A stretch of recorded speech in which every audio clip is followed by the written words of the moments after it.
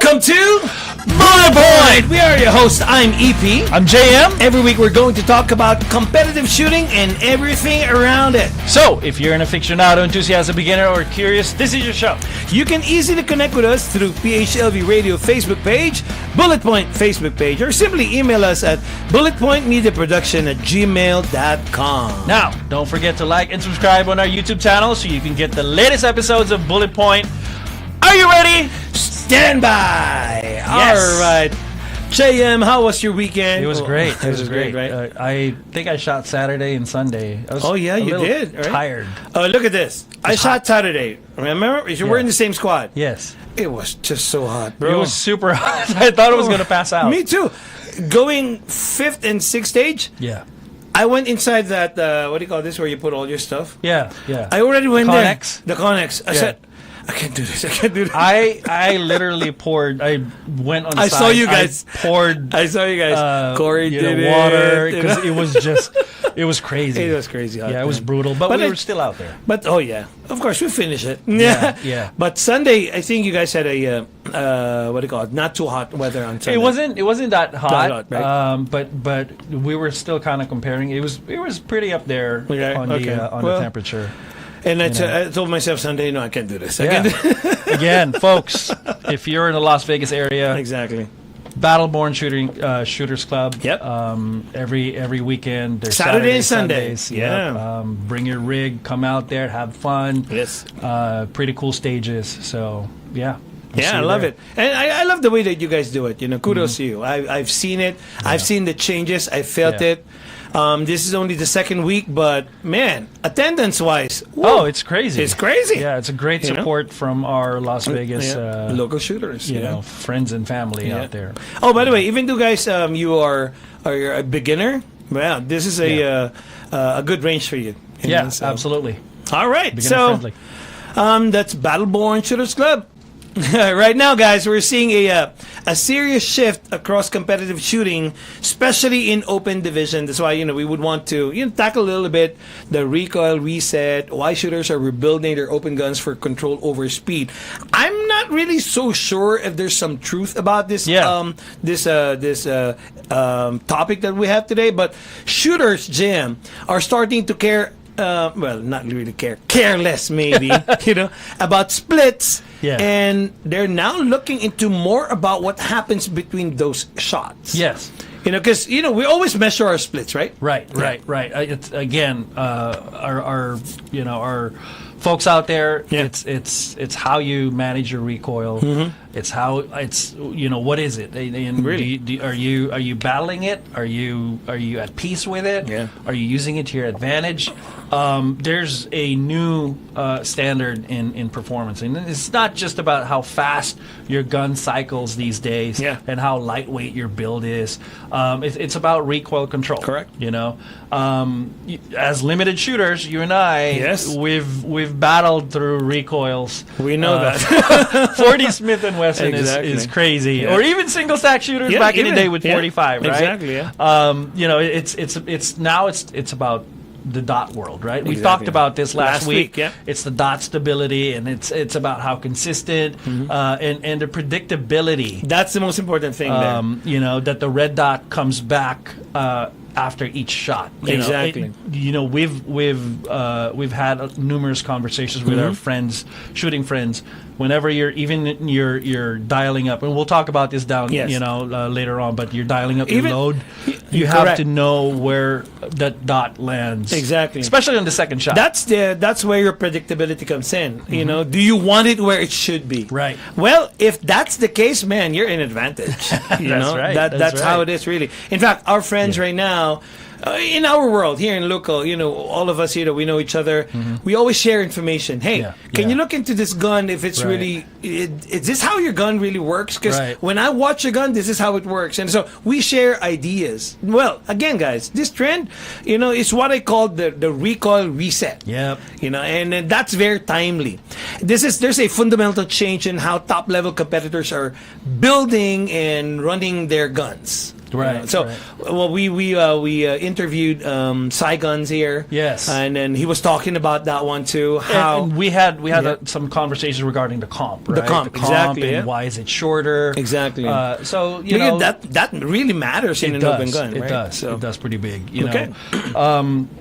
So we're breaking it all down. Yes. Right. And what the shift in what you mentioned means is, you know, your gun build, your ammo, your training is also a key, and how you approach the game if you want to stay competitive, you know, right now. Because again, Exactly. you know, we mentioned that it's the dot world, but also, you know, the one of the big factors there is obviously the recoil. Exactly. Yeah. So that's what you call the shift. You know, Yeah. there's a philosophy in that shift. Yeah, So yeah. from hoser speed to controlled precision. Right. Well, you know, you guys there may argue with the things that we're talking about today. You know, but maybe you know, this will give light to us, because a couple of years ago everyone was chasing ultralight builds. Yeah, You mentioned that a while ago. I remember that. Remember, I remember right? that. Oh, this is what, you know. So skeletonized slides.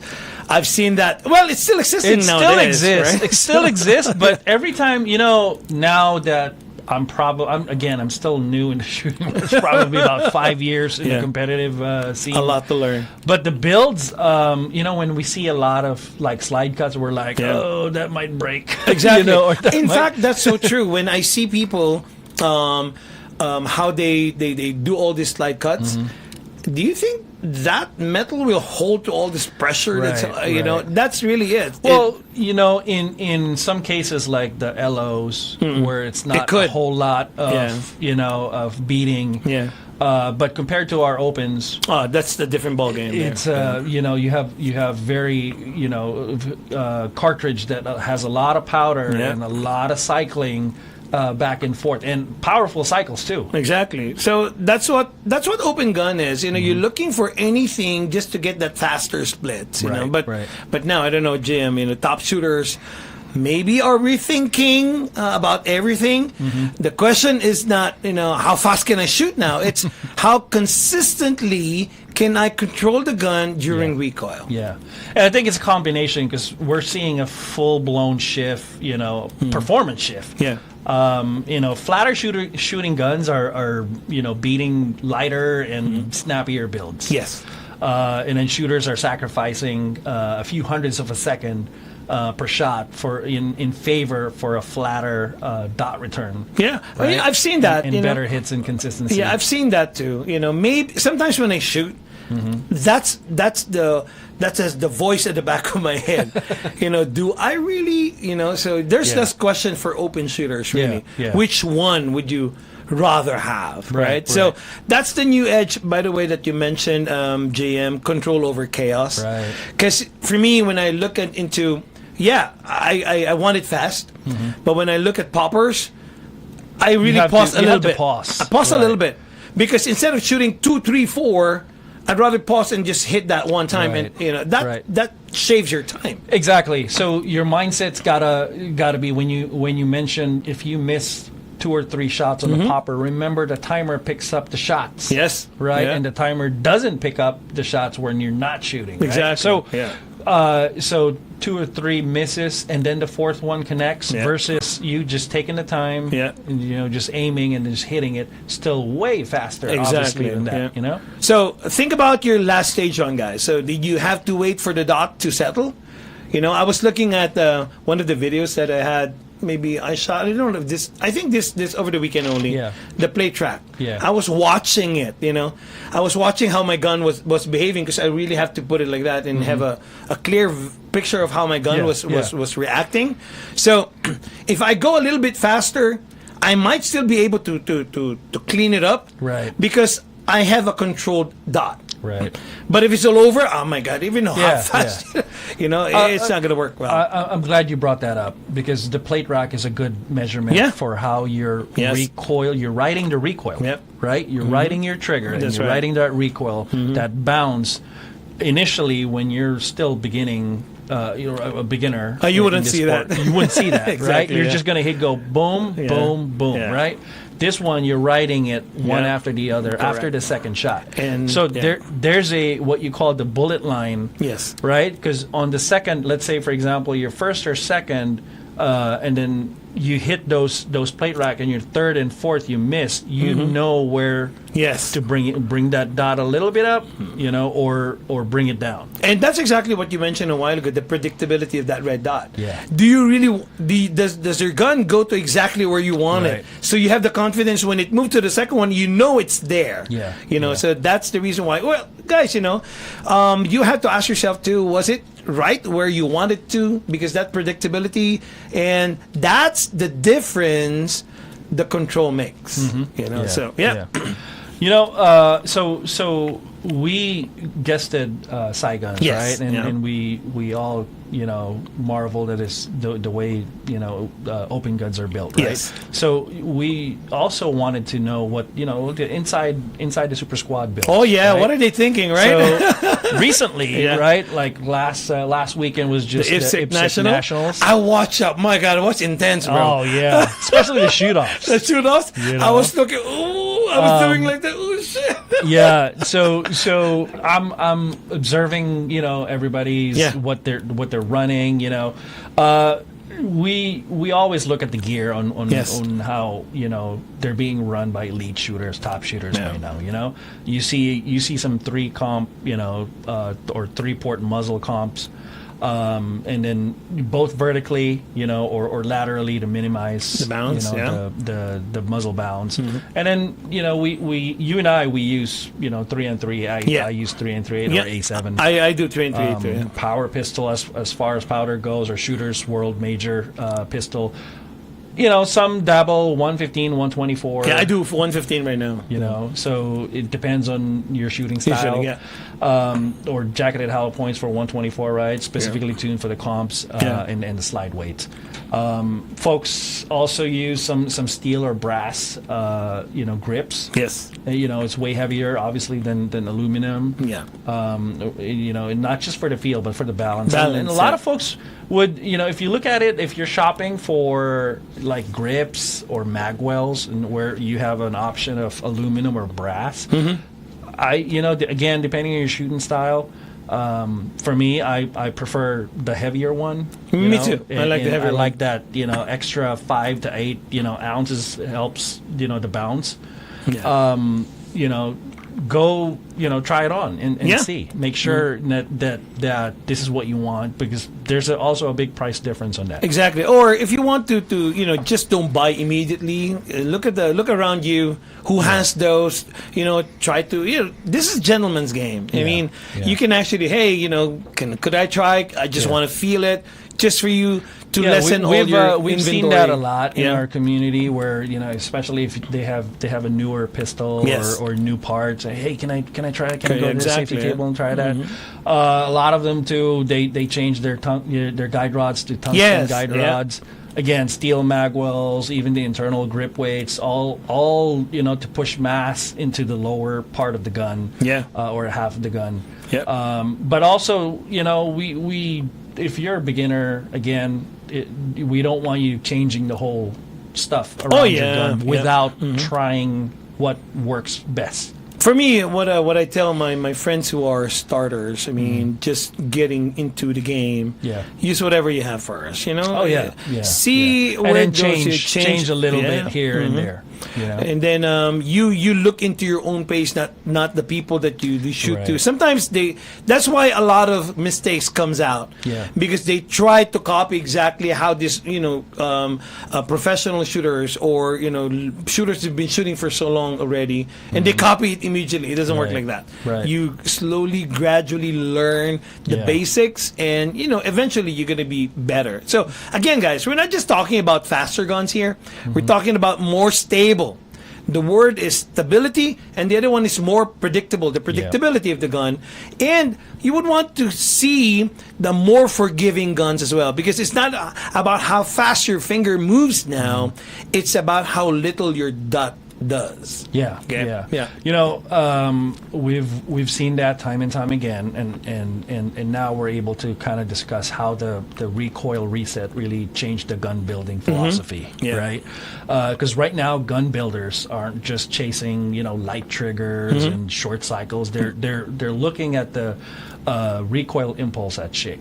Correct. You know, there's gun builders that are very, very particular that I can, you know, again, name them 1, 2, or 3 immediately in my head. But there's also couple gun builders that are just straight out assembly line. They'll just they'll Lego the pieces and they'll just ship it out. But you want somebody that will care about those kind of details. Oh yeah, the commercial one that, hey, you know, we'll produce 100 today. Yeah. So, well, yeah. Or you know, some of them they'll pass it on to the next one and the next down the line. So, you know, folks, they're controlling how, you know, some of the great top builders. They're controlling how it exits the barrel. Correct. You know, how the energy exits the barrel, right? And how the mass returns to battery. Correct. That's why you'll see some of the builders that are top builders. You'll have to send your ammo to them. Yes. Right. It's actually a requirement for them. Hey, let me see your ammo. Yeah.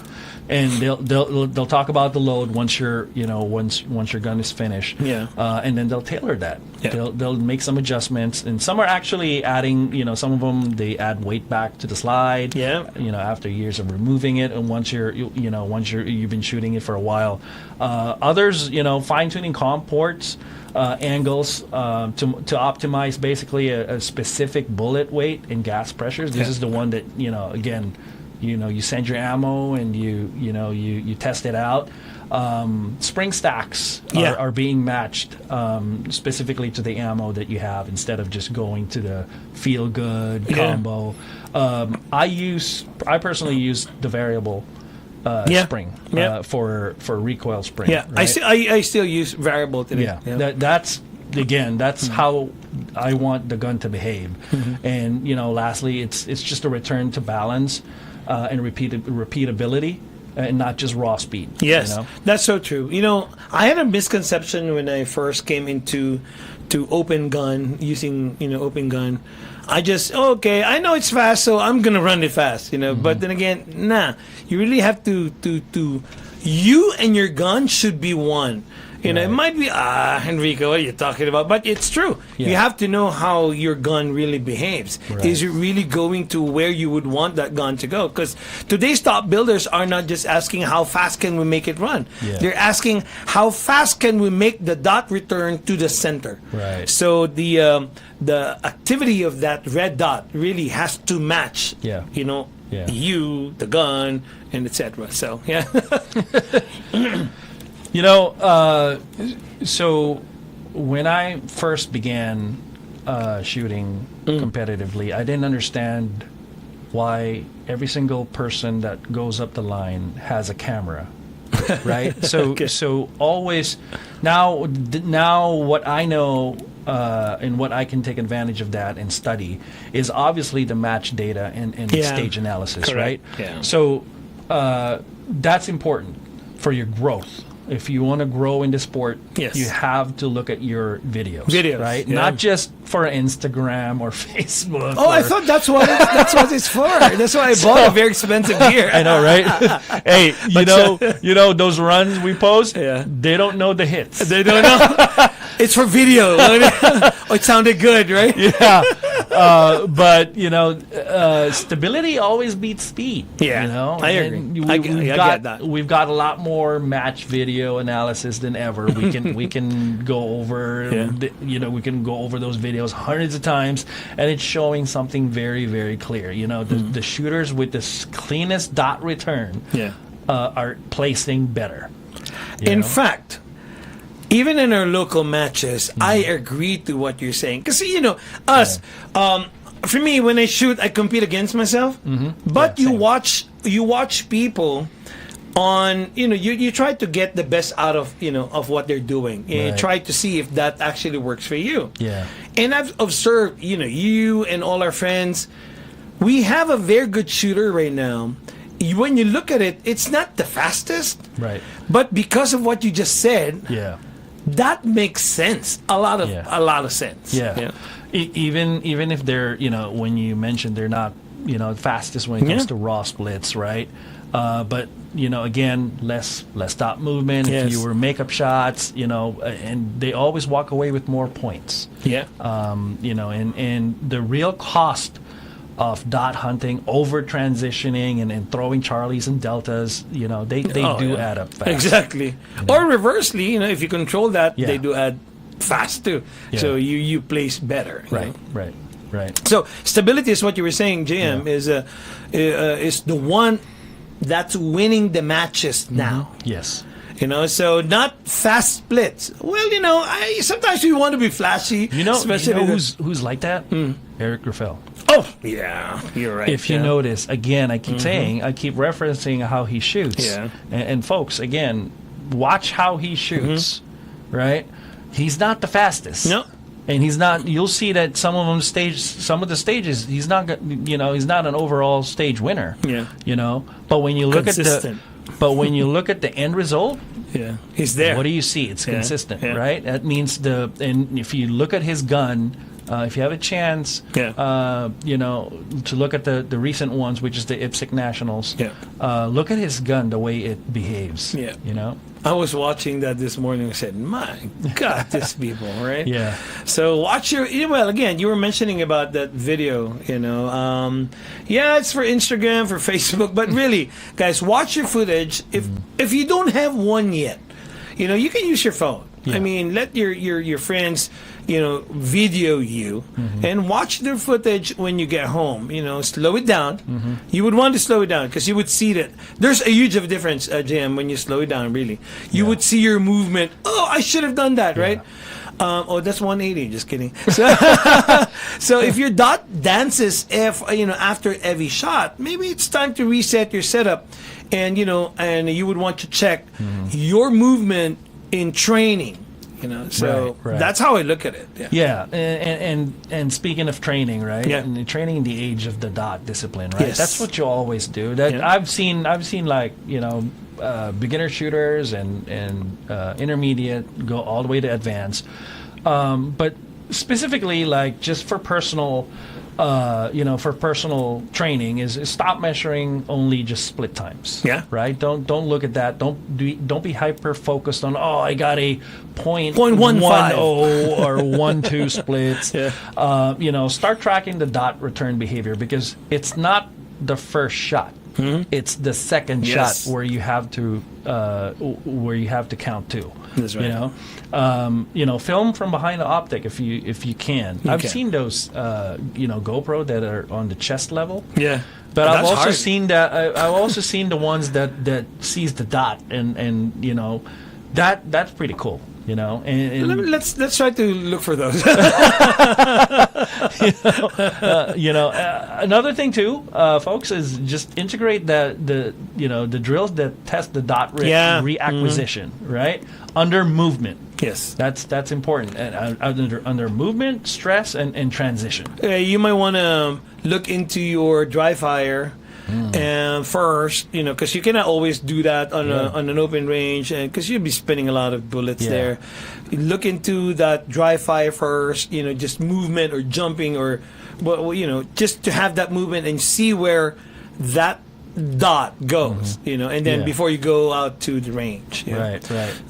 So 3 target transition with 2 shots each. This is when you're in the range. Yeah. Focus on how fast the dot returns and how clean your hit rates are.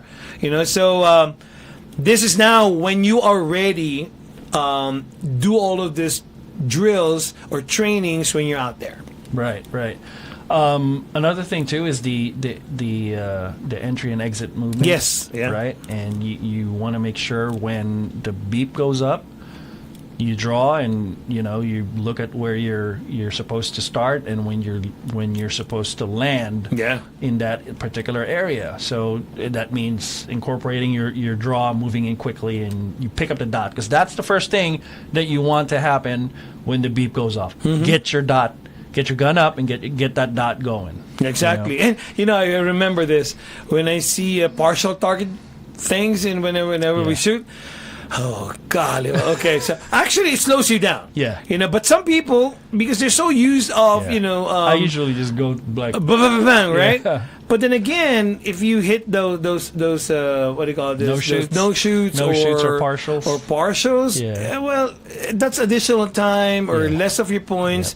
Make the dot work through accuracy demand, not just hosing it. So because again, guys, what we're trying to talk about today is you don't need more speed. You need more clarity in motion. Right. I remember on one of the PCSL, it's good that the T zone is one shot. Yeah. So it was very tight because over the weekend the new target. Yeah. The way I look at it, it's like kind of smaller. Right. But cleaner. I like it. It's cleaner but slow. Yeah. And then again, I did that speed again. I only hit it once. It's good that the T zone is equal to 2. Right. So again, clarity in motion. Yes. And another thing too is above all that, where the dot is zeroed. Oh, definitely. Right.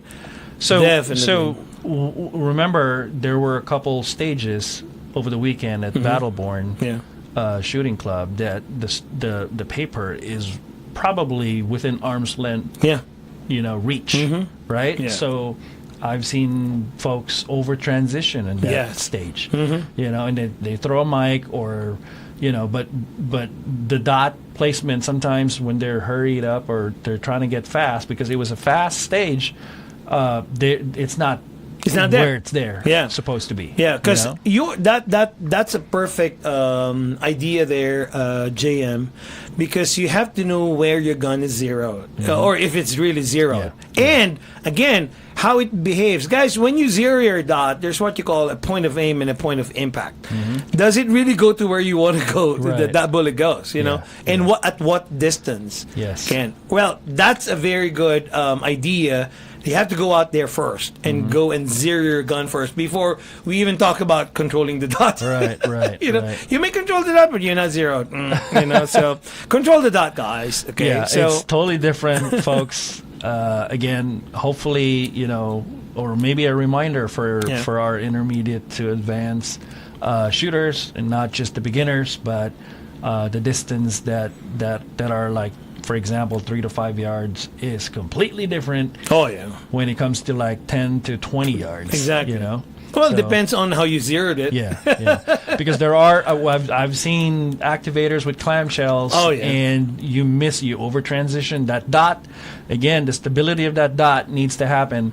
You over transition and you miss and you hit that clamshell. And then you hit the activator first, and then another paper, and then the activator closes on you that clamshell. That's it, and you only have that little brown opening. PCSL, mine. That's challenging, but I like the size now. The paper. Well, guys, we're just talking about letting control the dot, and if you're able to control the dot, I'm telling you, you're going to be able to control that stage. For right now, today, that's the formula. So again, control the dot, and you'll be able to control the stage. Yeah. So another thing that we can chat about is obviously the other factors. Oh yeah. Other than the recoil itself, but some of the aspects are. Ammo, powder, your springs, again, how your gun is set up. Tuning for the field, not just the function. Yeah. Everyone has a go-to load, or at least, again, when you're starting, you may be buying off-shelf brand and using that. That's a little kicky, and it's still a lot more power than what you're supposed to have. Yeah, and it doesn't fit your gun. No. You have to really tailor fit your ammo to your gun. Oh yeah, absolutely. And so again, everybody has their go-to load, but the best shooters are now tuning dot for dot performance, load for dot performance, right? Not just power factor. Correct. Right. Yeah. Softer powders might give you soft recoil. But they lift the dot, hard. Right, and they're no good. I've done it. I've done it where I'm like, I'm shooting, and I'm like, it's a little bouncy than what I'm supposed to to be at. So again, go back to the lab and just dial it down. go back out there again, test it again, you know? Exactly. And same goes for the springs. Yeah. Funny, one of our good friend Brian, we were talking about load and then springs. Automatic, because if you're tuning your gun, those are the things that you're going to be talking about. What's your ammo? What's your powder? Yeah. What's your head? What's your springs, right? So, hey, it's not working well. Oh, it's working well. Again, same goes for springs. If you're looking into that for your ammo or your powders, goes to, it has to be all aligned together. Slides too light or add weight or bump up the recoil spring. Oh, hey, comp not working right. You might need a different port setup or a slower powder, all of these things, right? So, guys, it's an experiment, but if you are in a group, again, this is a gentleman's game, ask them so you won't be spending too much time and even money just because of those experiments. Right. Yeah, we've all been there. Again, the end result here is when you see those two shots on the brown paper or whatever you're shooting at. Yeah. Your dot will tell the truth. Yes. Right. Yeah. Trust it that your guide is tuning. That's right. So, what other divisions do you think, JM, are leaning from open? What do you think? I mean, so on the open, it's not the philosophy. It's not just stuck in open anymore, right? Okay. We're not there. Yeah. So there's other factors you have, or divisions rather. Carry optic. Yeah. Shooters are chasing a flatter shooting guns. Shadow 2s are usually the general consensus. You have Beretta, you have Walter, you have Tenfolio. Yeah. You have other good brands there. Limited optics again coming into scene. The latest division that was approved is now basically kind of like an open light. Yeah, that's how I look at it. Yeah, because the advantage there is majority of the shooters are 2011 platform. Yeah. Right. Although you can also use your carry optic, just put magwell and whatnot. Have you seen Neil lately? How he shoots his limited optic? He's shooting it like it's an open. Yeah, I've seen it. I've seen the videos. They usually just brass grip. They tune it to brass grip. Tune the guide rods and even comp style. Comp style muzzle control. Even PCC. Yes, right. I agree. Even PCC are loading heavier bolts and tuning buffers to reduce the dot bounce on steel transitions. That's right. Also opposite, I've seen a couple PCCs that are carbon fiber handguards just to get it lighter because the weight itself, not the dot movement, but the weight of the whole PCC rifle itself. Yeah. They're trying to make it lighter. There you go. So I think it's one philosophy applied across divisions, right? So the less your dot moves, the more you hit. Right. The more you hit, the more you win. That's right. I think that's just how it is. Doesn't matter if you're shooting minor, major, or pistol caliber carbine at the PCC. The recoil reset, guys, applies to all of us right now, whether we accept it or not. But majority it is. So, yeah. So a big contributor or a big factor on recoil is obviously. Farther shots, right? Yes. With especially what stage designs are catching up, and they're pushing the shooters harder, right? We're seeing farther and farther shots, right? Stage designers are catching on. They're more partials. They want to put, you have to lean to the left or far lean to the right. There's more no shoots. There's more longer shots, as we mentioned. World Shoot in Czech. There's plenty of long shots. Oh, yeah, you mentioned the long shots, right? Wow. Yeah, swingers that are 20 yards or 25 yards, or poppers that are like 25 to 30 yards that you need to hit. And these are small. Once again, when we talk about the dot recoil, but also the dot size, when you place that 6 MOA, you're hitting 25 yards. It's the whole red would cover that. The whole target. You're being asked move to move more dynamically. Yeah. Right, and stop hard and fire accurately while your dot is trying to fly off the screen. Yeah. You know, I've seen that already. Some players right now, Yeah. they're adaptive on the stage design. Mm-hmm. They really adopt their movement now according to the stage design. So that kind of challenge demands stability. Mm-hmm. Yeah. Because if you don't do that, you just run it just for the sake of running it. I'm telling you, you're not No. even gonna win at all. So the days of just blasting 7-yard open targets I don't think it's still there right now. Oh, man. You know, No 'cause- hoser? no hoser right now. I want You know? hosers. I know, but it feels good. Yeah. You know, well, if you're just there to feel good, have Yeah, fun, well, yeah. do it. You know. Yeah. But if you're that person that you're so anal about, hey, my points or my accuracy, my hit factor, all of this stuff, it will demand stability. Definitely. Now Yeah. you need those. When you do transition, it has to be with intent now. Right. Don't just run. You have to really make a good plan for that. You need to shoot on the move with discipline. So that's just how I look at it. Because good stage design, I'm telling you right now. Oh, by the way, this is one of the things that we talked about to Jason. He does make good designs, Yeah, on the stages. So Yeah. good stage design punishes uncontrolled movement. The game is evolving now, and you have Yeah. to really accept it because, Yeah. and even your gear, your mindset, accepting that there's really there's evolution Yeah. in the industry right now. So you have to also adjust everything that you have. It's just like for me, the way I look at it is going back to basics again. Your Yeah. load, Yep. your gears, your gun, all of this. Now it's just going back to adapt to the demand of the game. Yeah. Well, speaking of adopting and making sure that everything clicks, right? Yeah. We must not forget the core of this of what we do, which Yeah. is the mental game. Oh yeah, Right? definitely. Yeah. So there are some. I've done it before when, I'm shooting a stage, and even if I shot it both Saturday and Sunday, right, same stage, Safe stage. right. And the first one Saturday, I'd go boom, boom, boom, boom, Blasting boom, it, blast right? it, right. And then my approach was I tried a little bit of approach on a Sunday, and it felt slower, right, but the time was fast.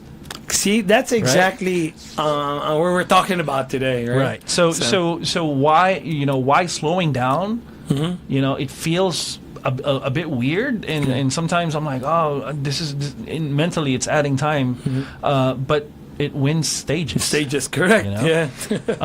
You have to figure out yourself too why. Yeah, You yeah. have to feel it.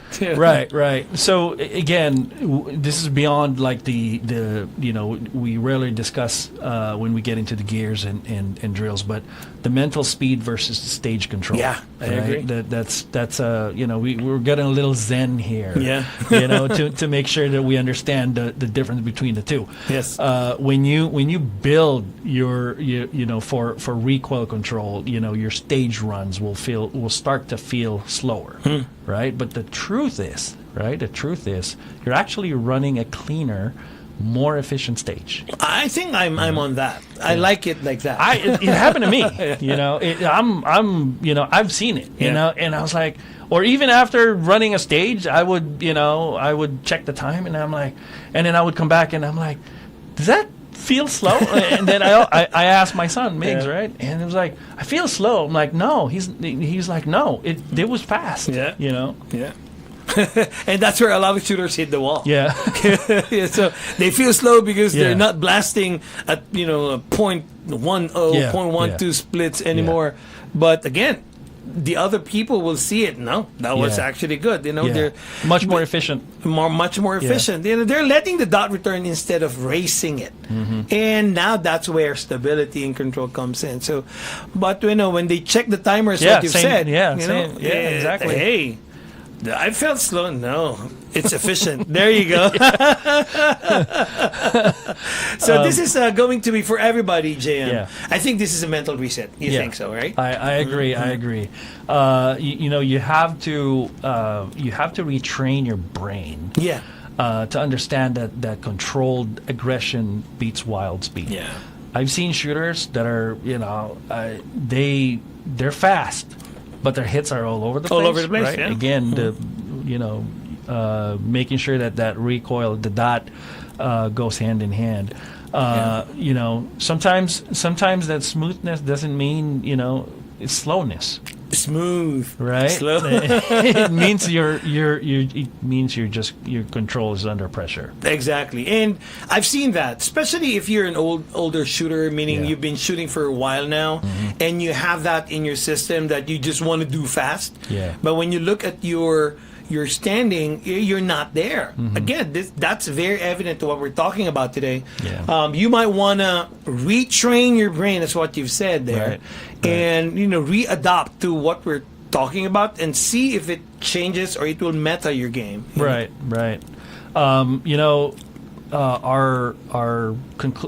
My conclusion here on this matter is just fast doesn't just feel fast anymore. Yeah. Right, and it feels efficient, and we talked about that. We've seen shooters, top shooters that are up there, always winning the entire division. Yeah, but they're not fast, right? If your stage run feels boring, you're probably doing it right.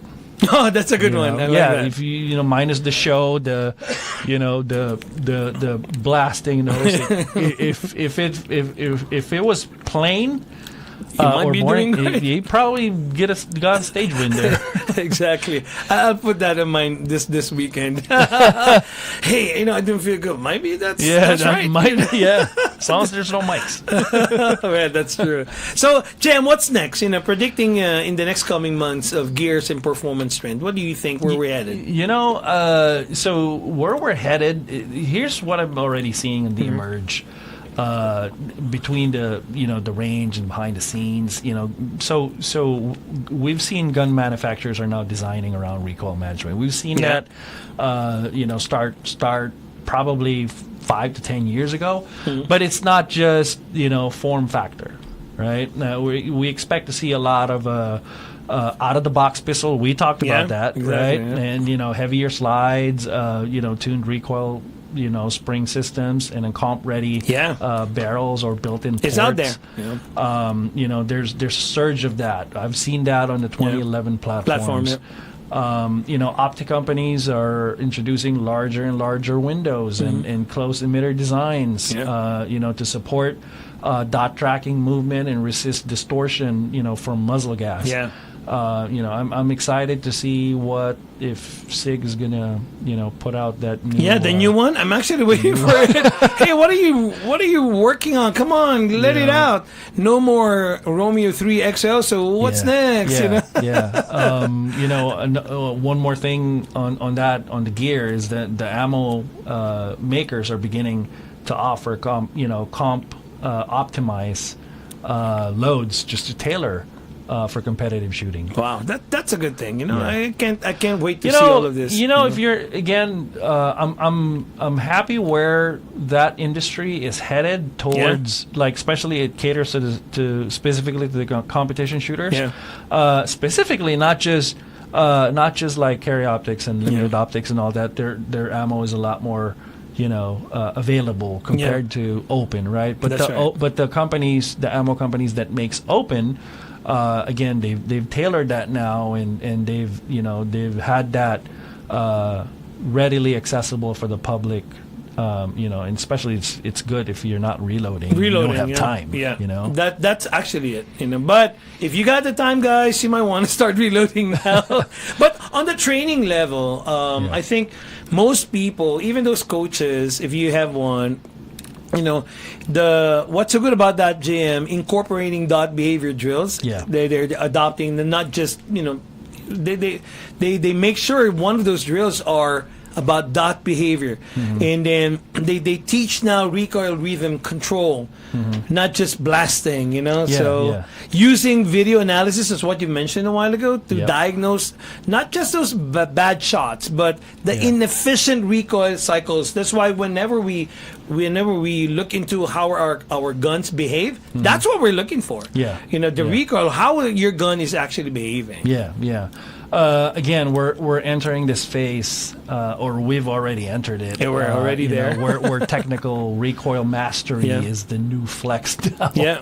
Right. Not just an optimal performing gun, not just a raw speed or a gun bling. I'm glad that you and I, even though we don't shoot limited anymore, we were able to experience because limited. we know the difference. So the recoil management there is far greater than shooting open. That's why grip matters here. Yeah, now. grip matters. That's a good training for us. So it was great, eye opening. Again, iron sights, right? That trained us how to master that recoil, the dot, positive dot control, or I think what's next for what's next isn't faster guns anymore. The way I look at it too, it's a smarter shooting, smarter approach, better tuned, right? And better balance. Right. Better trained, and that's the next frontier. So I'm excited for 2026 when SHOT Show comes out. Exactly. Right? I have to be with you this time, man. Yeah, you and I will do some. We'll have to cover it. Yeah, right? We'll have to cover that. Well, guys, I hope you're looking into this recoil reset topic on a. You have to have an open mind to look into that. Because if you don't look at it on the other side of what you're used to doing already, you might be left behind. You have to identify it. You have to identify it that is part of the mechanics that you're doing. And last week we talked about the red dot, right? Yeah. So again, we're living the age of the dot, and the recoil reset just to make sure that it's real. So. If you have a gun or you're trying to build a gun the same way you did maybe before you started, or you've evolved a little bit and you changed it, you're probably behind. Right. So right now the question is pretty simple. Are you shooting for speed out there? Right. Or are you building a repeatable recoil-controlled execution under pressure? Wow, that's heavy. But that's the truth, because we're in another level now of shooting competition. Right. Or can you combine both? Well, that's the question. That's the question. Well, those top guys who mentioned the Super Squad, they have made that shift. The gear is changing. The mindset, again, the mental. This is a mental game. The mindset is changing. The training. Make sure, guys, that your training is what it is what you're training for. So it's also changing. So if you want to win, not just look for Instagram videos. Oh, I'm fast. Post it. Okay. Like. You need to make the shift too. So reminding everybody there, control the dot. Right. Build for return. Right, and train for recoil. Right, fix your grip. Make sure that gun is securely clamped. That's the playbook right now. There you go, guys. Hope you like it. Whew, this is Bullet Point. I'm EP. I'm JM. And thanks for riding with us. Stay ready, stay steady, and I'll see you at the range.